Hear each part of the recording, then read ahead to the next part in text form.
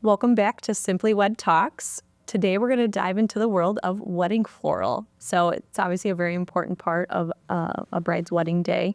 A lot of unforgettable wedding arrangements and really kind of brings in the whole aesthetic of a wedding. So Kelly's going to give us a little scoop on who we have in today. Well, this is Renee with Frontier Flowers. She's one of my best friends, but basically like the best florist that I've ever worked with. Oh, stop.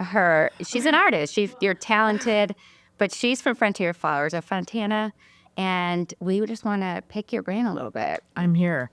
I'm here for it. Let's do it. All right, can I start off with our first question? So we just want to start off more of like a background and get to know you, get the viewers to get to know you. So our first question is, what first drew you into the world of wedding florals? See, I'm type A, so I'm just going to interject and interrupt. I love it. This is what I do with all my clients, and they're like, she's crazy. We're moving on. No. Sorry.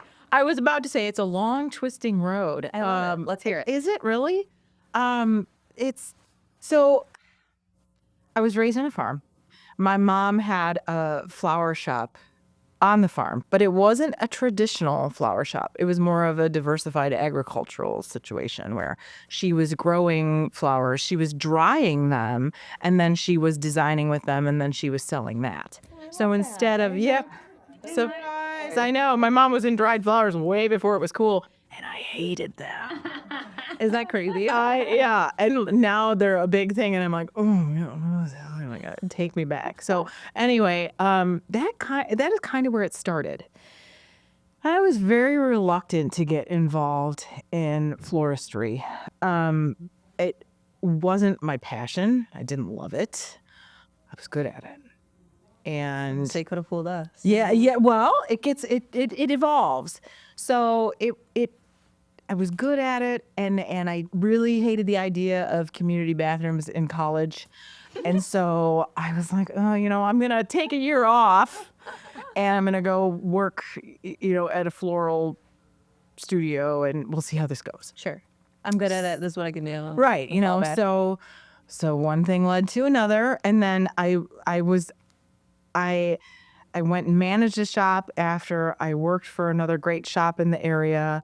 And then I was really miserable managing that shop and working really hard for somebody else. And so I actually got fired, which was the best thing that ever happened. I mean, see, like all these things are coming out.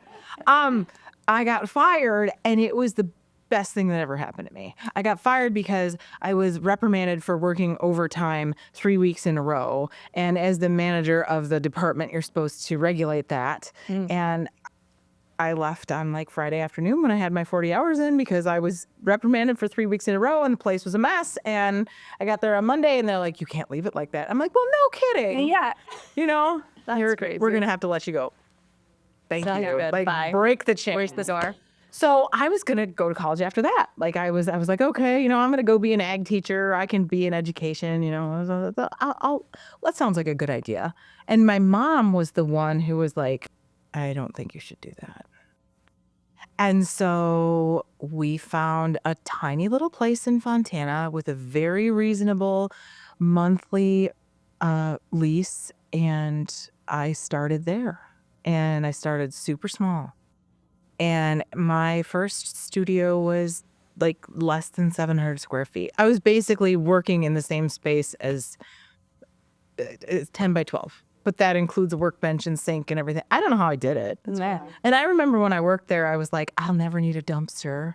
I'm always just going to haul these two little garbage cans down to the street, and I'm just going to do the I was wrong. I was so wrong. So anyway, that's how it started. There you go. The origin story. Really, It's a good story. yeah, I didn't realize it. I know, because I don't want to bore everybody with this. Okay, so how would you describe your floral design style? And are there any floral trends that inspire you or just ick you out? I don't know if you want me to list the trends that ick me out because I'm not trying to create enemies today. But there are some things that you see come up and I'm just like, oh, I wish it would die. Go back to the first part of that question because I was like, oh, that's good. And then I moved on to the How would you describe your floral design style? lush and abundant and natural and organic and Fluffy. just, fluffy-licious. Yeah. You know, I like Fluffy-licious.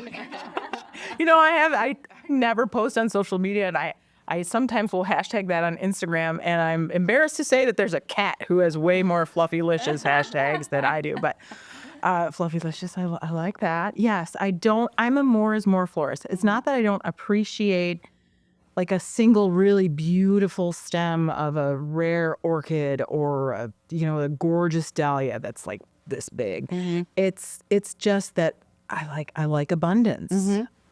I don't, and so I like that. Mm-hmm.